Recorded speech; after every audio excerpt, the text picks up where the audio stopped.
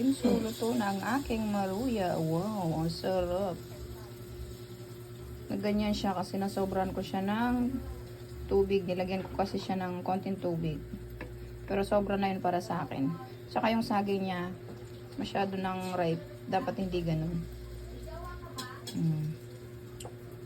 Pero sarap, the best. Sobrang bango. Gawa ng itlog. Ito. Tikman ko ha. Sarap. Dami yan. Sana all. Sarap. Magluto na rin kayo ng ganito. Tingnan nyo yung recipe ko. Mas masarap siya pag may itlog. Pero yung iba